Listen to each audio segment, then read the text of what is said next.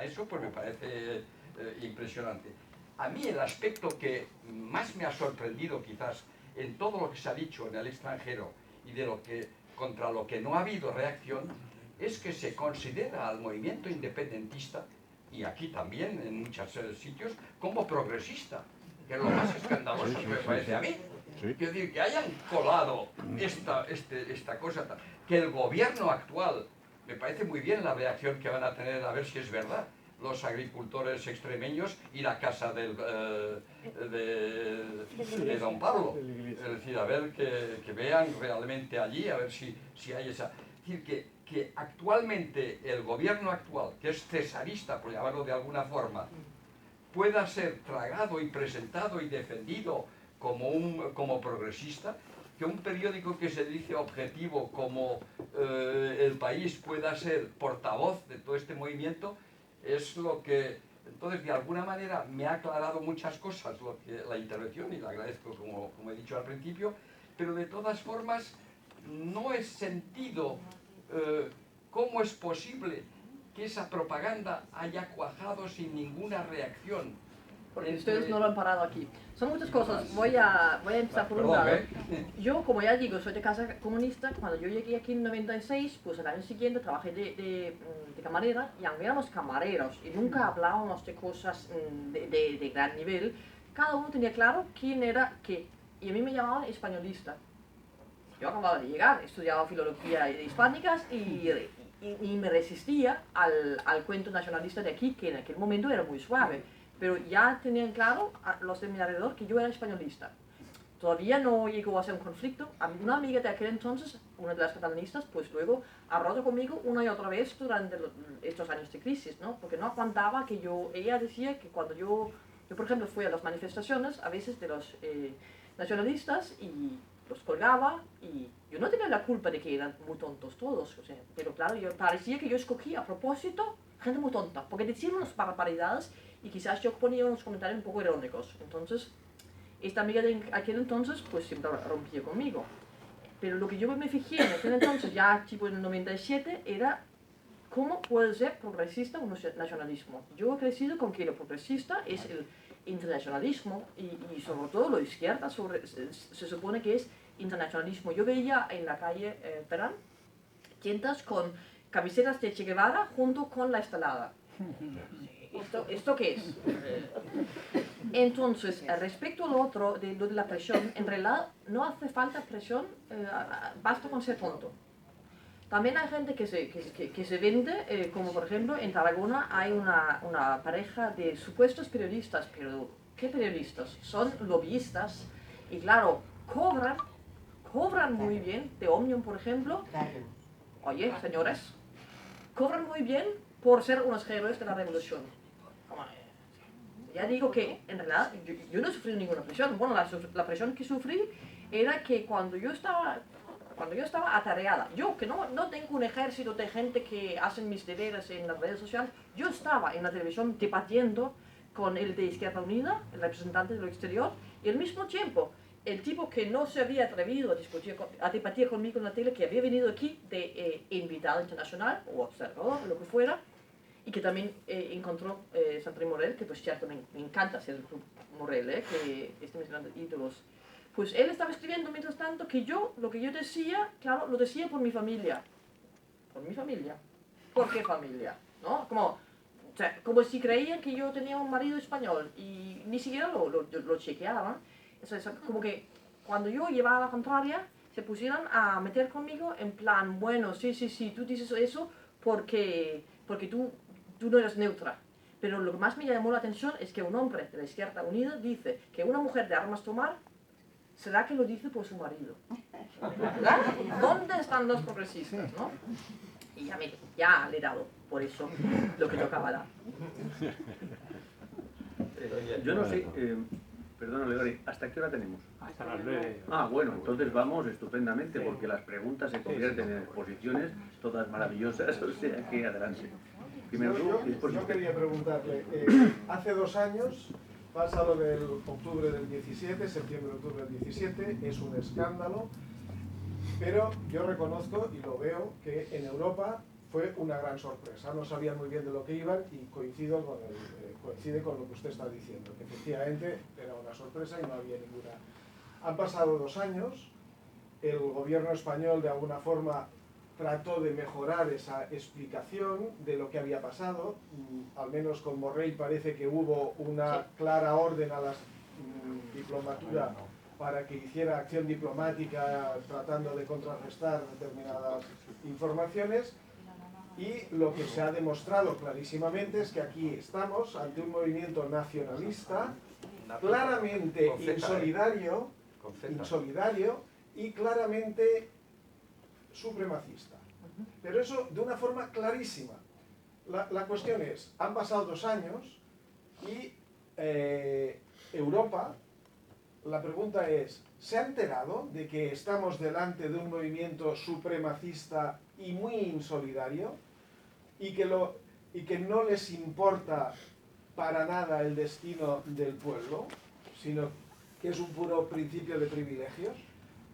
Yo diría que sí. O sea, ¿Se han enterado en Europa? Los políticos de envergadura de la Unión Europea sí que lo tienen clarísimo. Claro, la Unión Europea funciona como funciona, no dicen las cosas muy claramente o de manera muy tajante, pero claro, ellos no se han dejado llevar.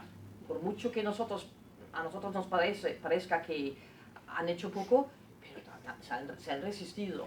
También se han resistido los políticos de envergadura de los países europeos. Quien no se ha resistido es la prensa, y claro, la prensa es muy influyente. La prensa y mini políticos como los que yo menciono en Dinamarca, que a mí me sacan de quicio porque son la versión original de la ideología dentro de la que yo crecí. Por eso yo me meto tanto con ellos, porque me molesta que se hayan vuelto tan tontos.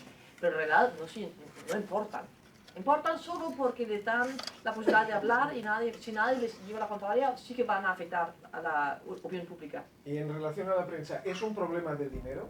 O sea, pagas y la prensa dice lo que tú... No, basta con ser gilipollas. No hace falta que te cobren. Eso está clarísimo. Clarísimo. Luego, con Brexit sí, en el sentido de que pues en el norte tenemos mucho frío, te pagan el viaje, pues qué bonito, ¿no? Pero no, en realidad no es que seamos corruptos allá al norte, es que somos profundamente tontos. Bueno, pero, Y con eso basta. Pero que corrupto. Bueno, Vale, buenas tardes. ¿Quieres? Mira, sobre todo... No, esta señora esperaba Sí, mucho. ¿Quieres la palabra? Sí, pero esta señora esperaba Sí, no. 1000 años. Digo que muchísimas gracias por tu labor, porque de verdad nos ayuda muchísimo. La labor y moralmente también. Vale, yo me iba por otro derrotero un poco. Era que como... Y también te felicito por tu español, porque correctísimo, pero aparte de eso, el acento, que no tienes un acento extranjero, nada, lo tienes captado muy bien.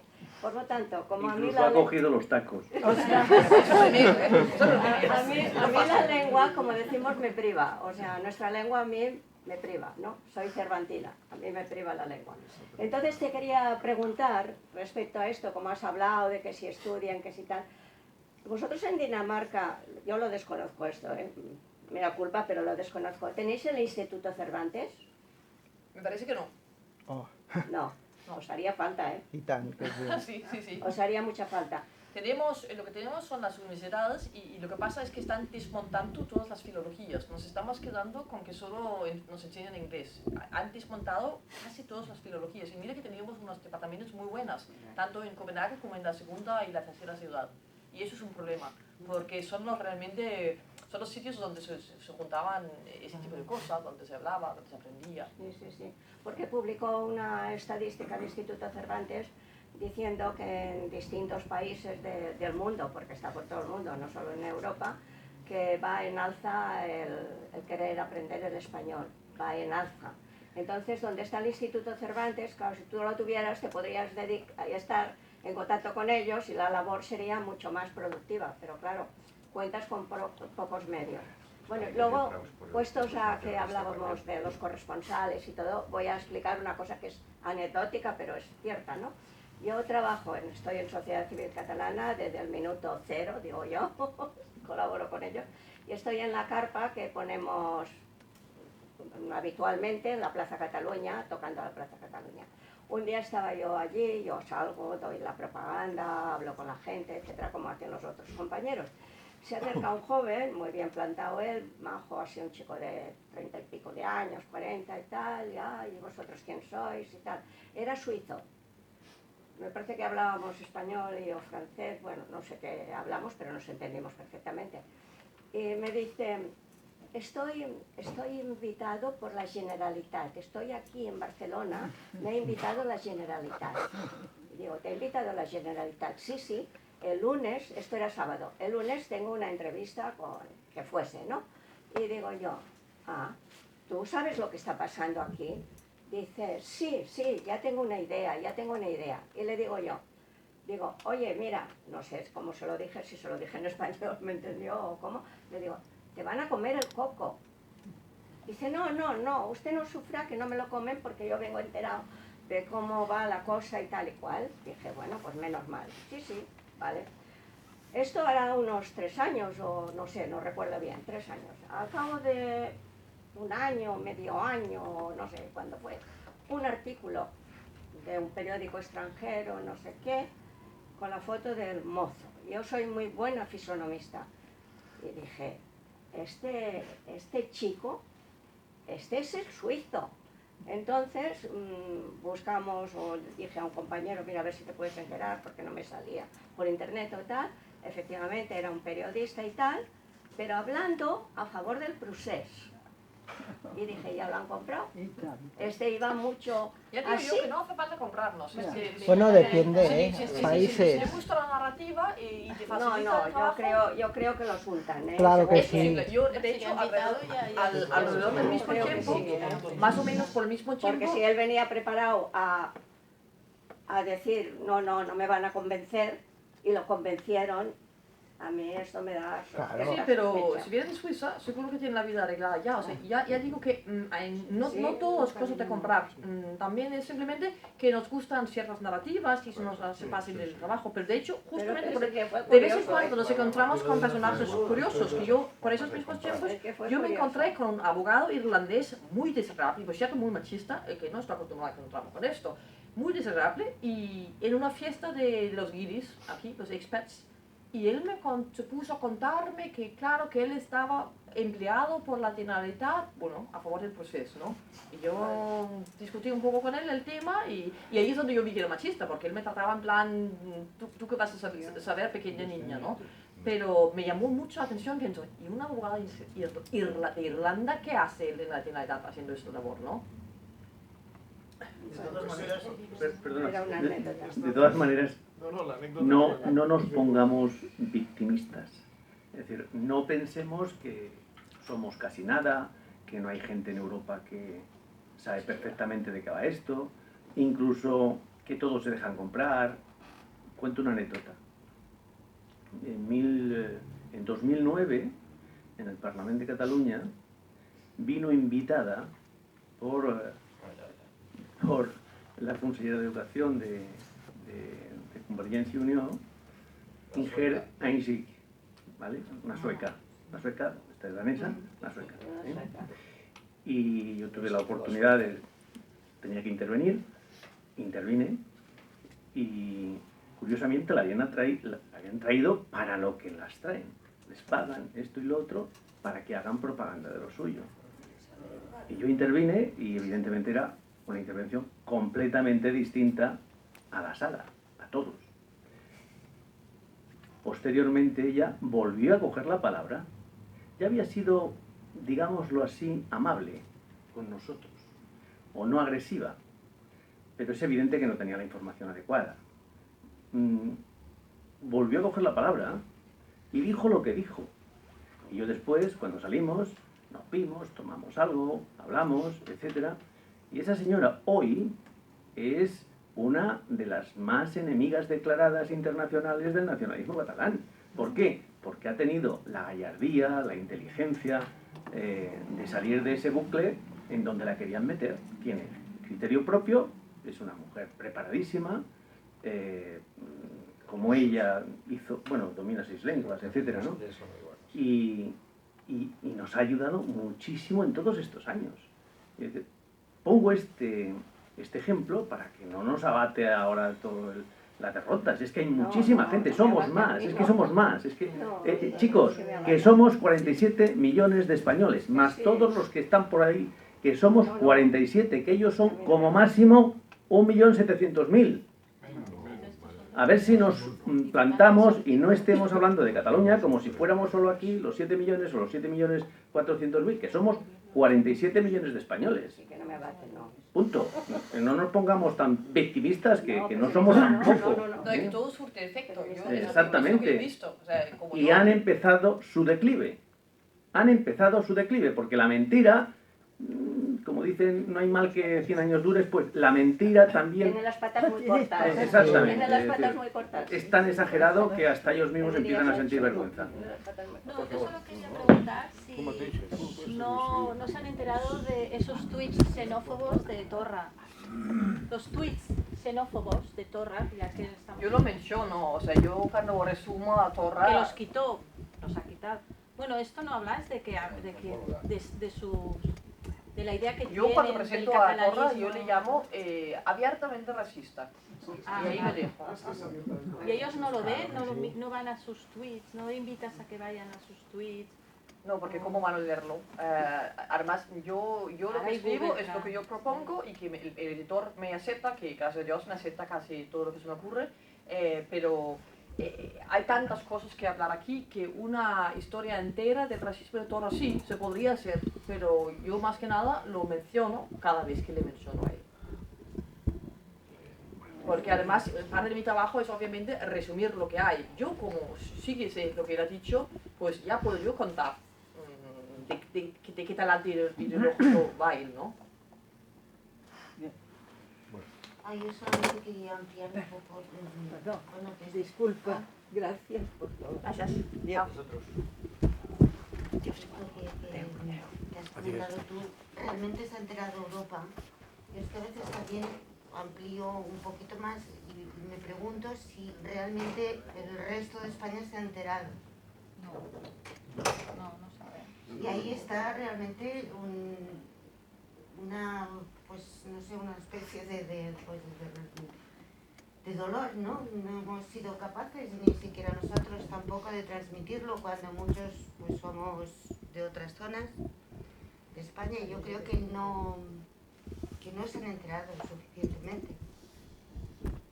O están hartos y o sea, el peligro que podría haber es que se harten tanto que si hubiera un referéndum en toda España dirían, mira, fuera ustedes, ¿no? Por puro hartazgo y orgullo.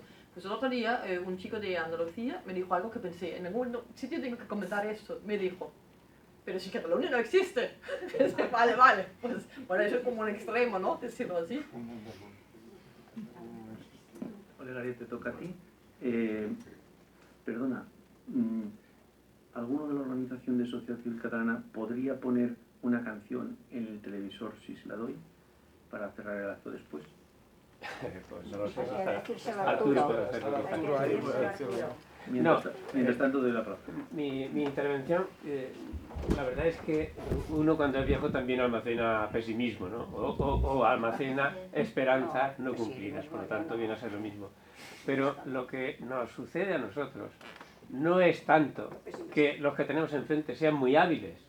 Lo más grave es que los nuestros, teóricamente, son muy torpes, muy gandules, y últimamente es que es lamentable, es lamentabilísimo. Es decir, el poder fáctico actualmente, conceptualmente se sitúa en la izquierda y realmente están justo en el polo opuesto de los valores que debería tener la izquierda. Entonces, claro, danos un poco de esperanza, porque nuestra esperanza, al menos en buena parte, se cifraba en la construcción de una Europa donde eso encontrase su justa respuesta.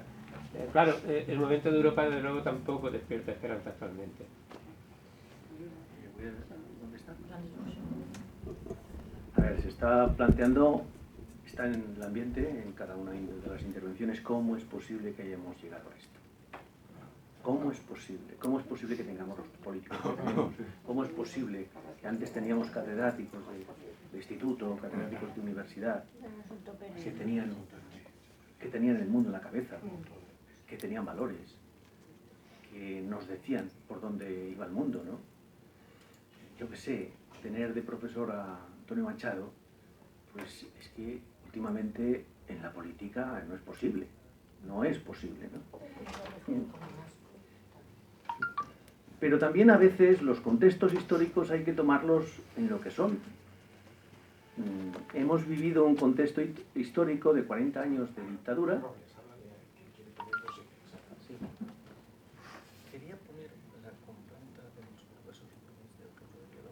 Bueno, yo mientras tanto hago un inciso de que a mí sí que me llama la atención el miedo del Estado español a ejercer como Estado. Eso sí que es un problema.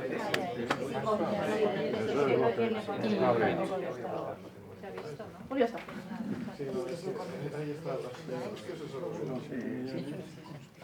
Vale, estupendo. Bueno, entonces me parece que me he perdido, pero lo que pretendía decir es que, como muy bien decía Olegario, el gran problema que hemos tenido en este contexto es que a veces los contextos de la historia te cogen por la mitad y te rompen en pedazos. Y tenemos que asumirlo, es así. 40 años de franquismo lleno de justificaciones y de legitimidad a cualquiera que estuviera en contra del franquismo, tanto a nivel internacional como a nivel nacional, a nivel de partidos políticos. Ese resentimiento y esa justificación es la base mental para justificar después otros atropellos aquí. Porque ¿cómo es posible que, como muy bien habéis dicho algunos, cómo es posible que el nacionalismo, que es el movimiento más retrógrado de los 200 años de la historia de Europa, cómo es posible que pase por progresista? ¿Cómo es posible que la izquierda juega su juego cuando la izquierda es precisamente lo contrario de eso? Porque el nacionalismo, si es una cosa, es exclusión y opresión del otro, no es igualdad. Decía Albiac en cierta ocasión que el nacionalismo o es opresión o no es, o es diferenciación o no es, o sea, depende de negar al otro. Entonces, ¿cómo es posible que la izquierda haya caído en esto? Todas estas preguntas pues dan para mucho, pero lo cierto es que se han dado y que estamos aquí donde estamos. ¿Y quién se tenía que haber opuesto a eso? ¿Y quién tenía que haber impedido eso? Evidentemente, la izquierda. ¿Y qué ha hecho la izquierda? PSC aquí, por ejemplo. Exactamente lo contrario. Han hecho de vasallos del nacionalismo. Ellos mismos se han convertido en nacionalistas y no lo eran. Y ese es el gran problema que tenemos, tanto aquí como en Madrid, como dicen aquí. Porque todos los gobiernos, sin excepción, empezando por el de Suárez, que el de Suárez le perdonamos la vida, pero si vamos a la raíz de la cosa, Novas, el ministro de Cultura con la UCD de Suárez, Otero Novas, le dio, sin pedirlo, Pujol, le dio todas las dependencias de educación, todas. ¿No? Se encontró allí y ahora puedo hacer lo que me da la gana. Y encima, durante buenos años de los 80 y parte de los 90, le echaban la culpa al Ministerio de Cultura, al Ministerio... y tenían todas las competencias ellos, y pudieron hacer lo que les daba la gana. Es decir, han sido los gobiernos que tenían que haberlo parado, que tenían que haber enseñado a los españoles a tener más autoestima, que le tenían que haber denunciado este tocomocho, esta farsa nacionalista, los que tenían que haber hecho eso. Y finalmente, en el último gobierno, en el de Rajoy, ha sido posiblemente el gobierno, no el más importante, pero el más cobarde de todos. Porque sabiendo ya, siendo Vox Populi lo que había, porque ya era Vox Populi, porque había por medio un golpe de Estado, resulta que se pasó la gobernación intentando neutralizar cualquier intervención que pudiese irritarles. Bueno, ahora ya con el que tenemos, y esto sí que ya es serio, con el que tenemos, Pedro Sánchez nos ha desarmado. Es decir, cuando mejor estábamos, en esta casa, Sociedad Civil Catalana, había puesto en la calle 1 millón de personas, etcétera, o los que fueran. Bueno, no vamos aquí ahora a ser nosotros exagerados, ¿no? Todas las estadísticas son iguales, ¿no? Después de todo eso, cuando empezábamos a erosionar su legitimidad, viene el patán de Pedro Sánchez el traidor de Pedro Sánchez, el Fernando VII de Pedro Sánchez, viene y se pone en manos de todo el lenguaje, reivindicaciones y delitos del enemigo. Porque estos son enemigos de la democracia, del Estado de Derecho y de España como complemento de todo eso. Ahora sí que lo tenemos mal. Ahora sí que lo tenemos mal. Porque lo que estaba haciendo bien, al menos Borrell en Europa, yo creo que ahora el propio Borrell está boicoteándose, lo están boicoteando. Con lo cual, todo lo que habíamos ganado en la etapa Borrell está yendo a hacer puñetas. Por tanto, yo en este sentido, ahora sí que tenemos que ser resistentes contra este gobierno. No por ser socialista, sino porque, en fin, es la última esencia de la traición, de la mentira y de esa caída de valores que tarde o temprano nos hará mucho daño a todos. Tarde o temprano, porque ya no se trata de ideologías, ¿eh? Mira, un especulador, un ladrón, un violador, un asesino, puede ser de izquierdas, de derechas, de centro y que baila tango, yo qué sé. Eso no define. Lo que nos está definiendo los gobiernos de ahora es que son, antes que nada, unos mentirosos y alguien que no cumple con lo que ha prometido al electorado. Y eso, en mi pueblo, se llama traición. Y se llama estafa. Yo diría que justamente por ello hay que insistir ahora en lo ganado, en erosionar la legitimidad de los nacionalismos. Y tenemos que tener cuidado de no transferir nuestra rabia que es contra el nacionalismo al gobierno socialista, por muy traidor que sea, para que no, de nuevo, confundir conceptos, para no pensar que el problema es que sea socialista, porque es muy fácil hacer esa equivocación. O sea, sí reaccionar contra el hecho de que ahora nos están vendiendo de nuevo, ahora de nuevo el gobierno, como representante del Estado de España, no hace su labor y no actúa como Estado. El Estado tiene que también en Europa insistir más en que este no es el tercer mundo, somos un país de verdad. Yo lo que veo desde el norte es esa idea de que aquí pues muy bien para vacaciones, ¿no? Pero para vivir imposible. O sea, a mí me dan problemas como madre soltera por permitirme vivir en el otro punto de Europa. ¿Qué es eso? O sea, el libre movimiento, ¿no? Otra cosa que pensé en lo que se decía ahora, dos cosas, es que yo quería contar la experiencia como madre en el colegio catalán. Yo volví con mi hijo cuando él tenía 12 años. Él nació aquí, pero ha crecido en Dinamarca. Y aunque estoy solo con él, milagrosamente y con la ayuda de niñeras de Sudamérica, he logrado que es bilingüe. Pero claro, volvemos aquí, 1 año y medio en la clase de acogida, aprendiendo catalán con los pakistaníes 5 años más grandes que él. Un desastre. Así que yo al final tuve que llevarle al privado en alemán, el pobre, que no soy alemán, porque era el más barato. Porque claro, ni un concertado podía lograr algo decente. Y simplemente, en realidad, yo sabía más o menos eso cuando lo vi, pero no deja de ser curioso que tienes un hijo bilingüe que domina una de las lenguas de la región y no puede estudiar, no puede empezar a estudiar de entrada. Y yo el otro día encontré un mail donde yo pedí a la directora, por favor, que yo no quiero 25% en español, no, yo quiero 50%. Me parece estupendo que también se haga catalán, pero 50-50. Y me reuní con ella y me dijo que, pues te doy el teléfono de la persona responsable. El teléfono. Digo, no, yo quiero un email, yo quiero que haya rastros escritas. Y no hubo manera. Luego lo hablé con un amigo, otro director de escuela, que me dice, no, es que tenemos órdenes de evitar que quede rastro de que estáis pidiendo esto. Pero bueno, todo esto ya lo sabemos, hasta cansa de decirlo, ¿no? Porque todo esto está asumido, es así. Lo otro que quería decir es que yo durante la crisis aquí en Cataluña llegué a pensar que, aunque nos parecía muy lejos los 40 años oscuros, pues quizás no tan lejos, porque una guerra civil atroz, 40 años de autoritarismo, crea gente pusilánimes y oportunistas que no se atreve a pensar, y si piensa, no se atreve a actuar de acuerdo con sus ideas, pero apenas llega a tener estas ideas. En ese sentido, creo que hay unos restos del franquismo en eso de que sea tan fácil lograr, y de la guerra civil, eso de que ponerte del lado del poder, ¿no? Es lo que yo al final pensé aquí en Cataluña, que no de la misma ideología del franquismo, sino de la misma lógica, de que nadie se atreve porque es demasiado caro significarte.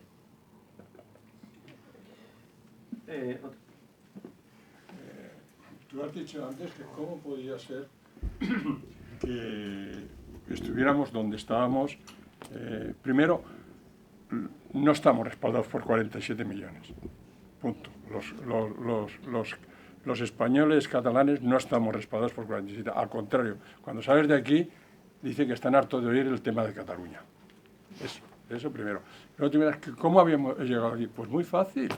Si es que han superado a los nazis, porque los nazis empezaron en Alemania igual, que eran 4 gatos, y mira lo que organizaron. O sea, y esta gente, sus métodos, ha superado ampliamente a los nazis. Ampliamente, y las pruebas los tenemos aquí por dónde estamos, porque han superado ampliamente con todos sus métodos, llevan desde el año 80 y tantos dominando las escuelas. O sea, la gente que ahora tiene 35 años y 40 ha pasado por la escuela y está adoctrinado de esa forma de que España nos roba, España, etcétera, nos oprime, etcétera, etcétera, etcétera, desde que tienen 3 años. Entonces, claro. Entonces, el problema, ¿cómo se resuelve? Pues hay dos medidas muy drásticas que, desde luego, el gobierno de que tenemos ahora ni soñarlo. O sea, la educación tiene que pasar al Estado toda la competencia. La justicia y la policía tienen que pasar al Estado y la sanidad. Esos 4 elementos tienen que pasar al Estado. Y mientras no se tomen esas medidas, seguiremos aquí con una situación cada día peor. Eso es cierto, pero en realidad no hablamos tanto de esto hoy, porque yo lo que veo es que como llevamos 3 años hablando de lo mismo, empezamos a repetirnos muchos entre nosotros, lo que ya sabemos. Yo creo que lo que hay que pensar que es relevante con lo que hablamos hoy es la importancia de la narrativa, de que es importantísimo seguir insistiendo en otra narrativa. Yo creo que esta es la quinta cuestión de lo que hablamos hoy, tanto aquí internamente en Cataluña como en el resto de España y Europa y el mundo. Es evidente, es decir, ellos durante años han estado construyendo un relato basado evidentemente en la manipulación, la mentira y todo tipo de cosas.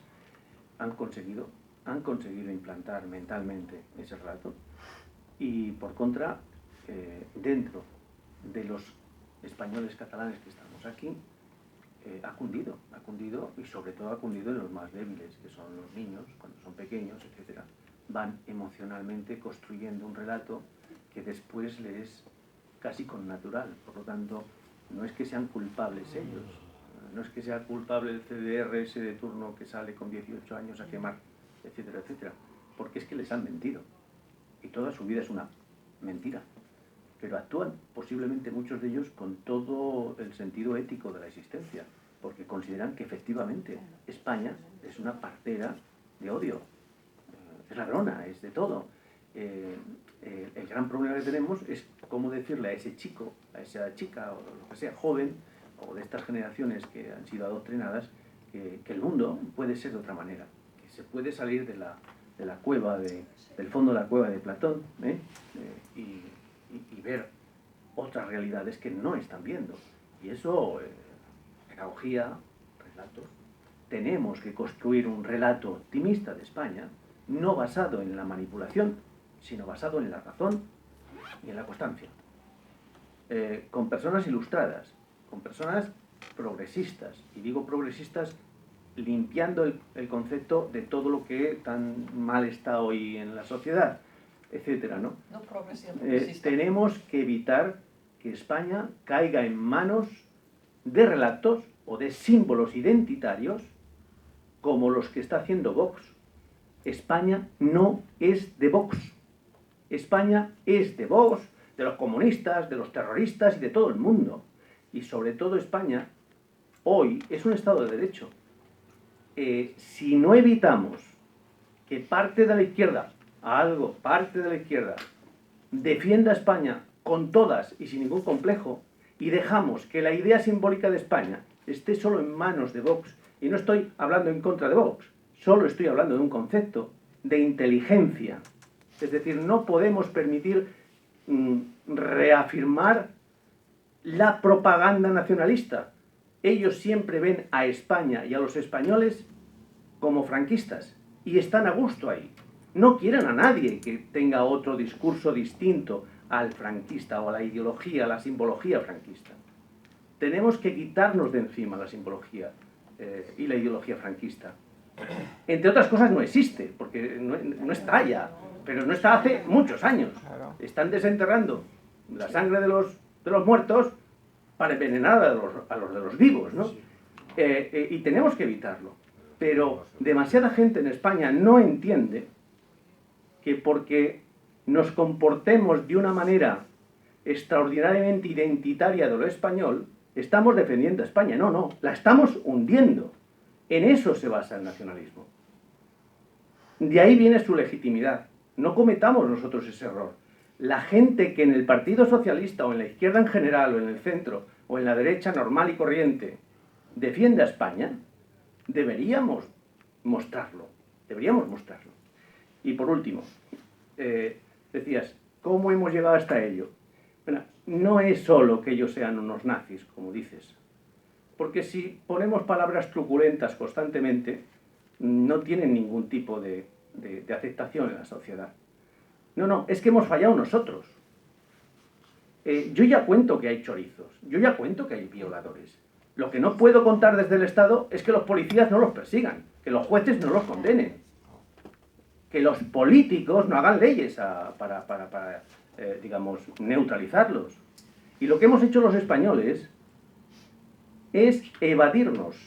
Evadirnos es verdad, porque yo eso lo aprendí en el 95, en una caravana por la tolerancia lingüística que hicimos por toda España, que según ibas pasando de comunidad en comunidad, el mismo periódico tenía portadas y noticias distintas.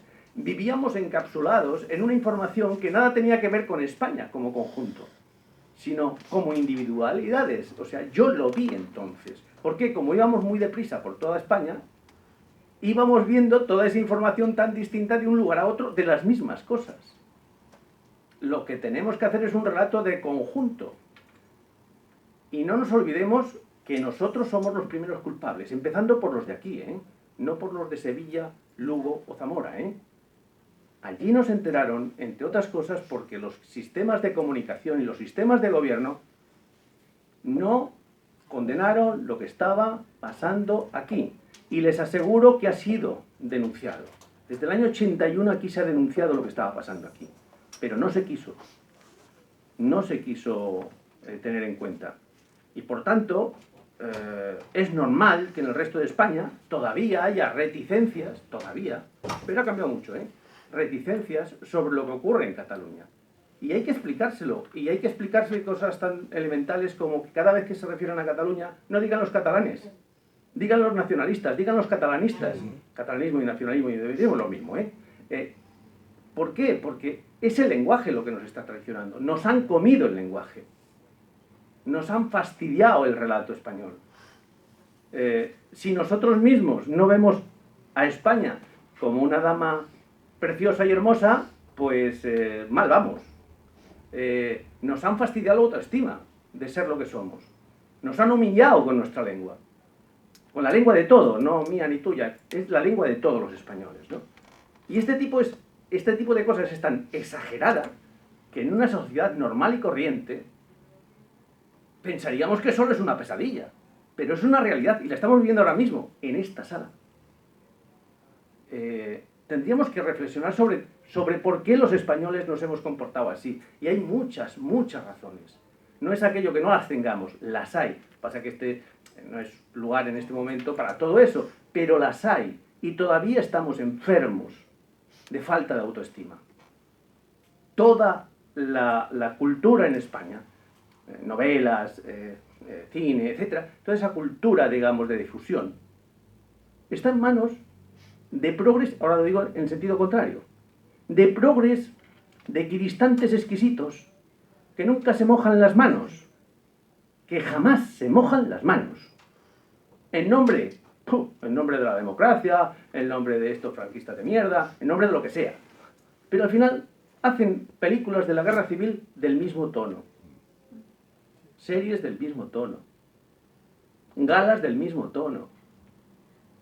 Parece que nos gusta herirnos, parece que somos masoquistas, pero está en manos de estos, de los que dominan la hegemonía moral. Y en ese sentido, pues, hay una tarea que yo siempre hablo de que tenemos que hacer pedagogía persistente y ganaremos esta batalla. No somos 47 millones, sí, somos 47 millones, porque hay que conquistar a 47 millones. Pero evidentemente, ahora ya tenemos unos 20 o 22 millones, no, es que digo yo 20 o 22 millones. Tenemos en el País Vasco 2 millones y pico, pues pongamos que haya 1,5 millones, vamos a darle a eso. Y aquí vamos a darle 2 millones. En el País Vasco, en Galicia, demos otro millón. En el país valenciano o Valencia o como se diga, démosle otro tanto. Bueno, que haya 8 o 10 millones de personas que no quieren ser españoles. Bueno, pues hay 30 que sí queremos serlo. Así de sencillo, así de insultante. Que debería ser amable, no insultante. Queremos serlo y somos más. Y esa es la democracia. Yo diría respecto a esto que justamente por ello, por eso de que nos han comido el lenguaje, por eso es tan importante la labor lingüista y la conciencia plena del significado de las palabras. Hoy hay una contraportada en La Vanguardia donde una señora que trabaja con las palabras, de alguna manera dice que las palabras no son inocentes y no debemos ser inocentes al usarlas. Y yo lo que veo es que para bien y para mal hay un cansancio del tema. Es bueno porque ya no tiene atractivo, es malo porque ya no hay conciencia del peligro. Y con lo pesados que han sido ellos, yo creo que es importante que nosotros también seguimos siendo pesados. Hace falta, al mismo tiempo, que también es verdad lo que dijo Pepe Rossinyol, de aquí, de la Sociedad Civil Catalana, en su día a mí, hace un año o algo así, o medio año, que tampoco se puede estar hipermovilizado todo el tiempo, porque también la gente tiene una vida privada, otras cosas por las que interesarse, pero de alguna manera tenemos que encontrar una forma de seguir hablando de esto. Si os parece, terminamos, no hay más preguntas y tal.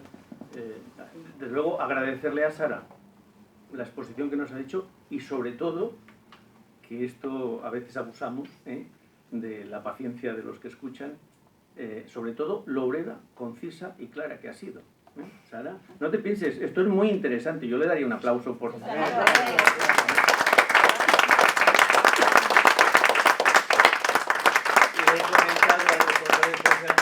Si nos podía poner una canción para acabar el asunto con cierta ironía y gracia, la vamos a poner ahora. A ver, dale. Que la conoceréis.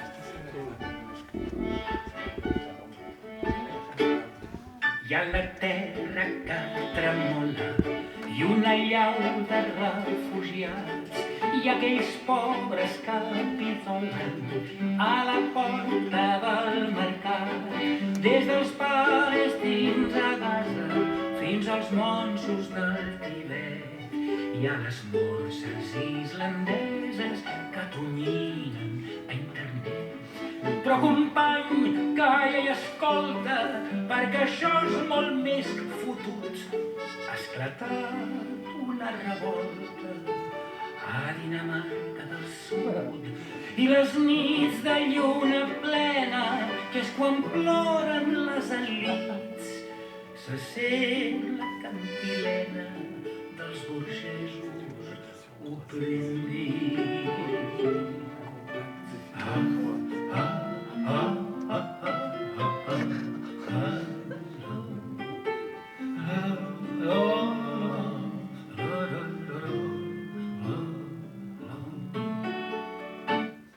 Entre el mar i la muntanya clama el dret a decidir si el xalet de la Cerdanya o la torre a l'Estartit. Per la dreta van Ferraris, per l'esquerra van tractors. N'hi ha que porten un rosari i banderes i tambors. I a la meva cosineta, la que es pren per Rosa Parks, que per no sentir-se sola, empunyant la casserola, va fotent-li com s'està. I una monja tucumana amb sabates i mitjons, industrials i perroflautes, i unes pijas mig incautes amb síndrome d'Estocolm.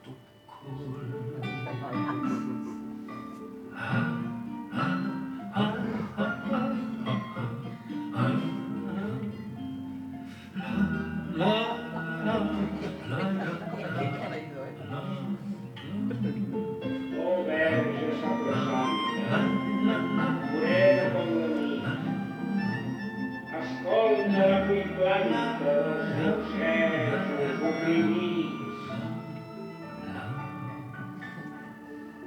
ja pon la gallineta, ja plora el cocodril, ja escombra la rateta, com els contes infantils.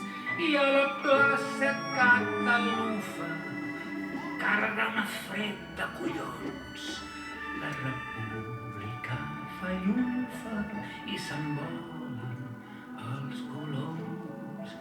I remuguen les tietes i no arriba el bus nocturn, que no hi ha cosa més trista que els dissabtes a Saturn. I malgrat la nafra oberta i malgrat l'enorme frau, encara no desperta el ramat escandinau.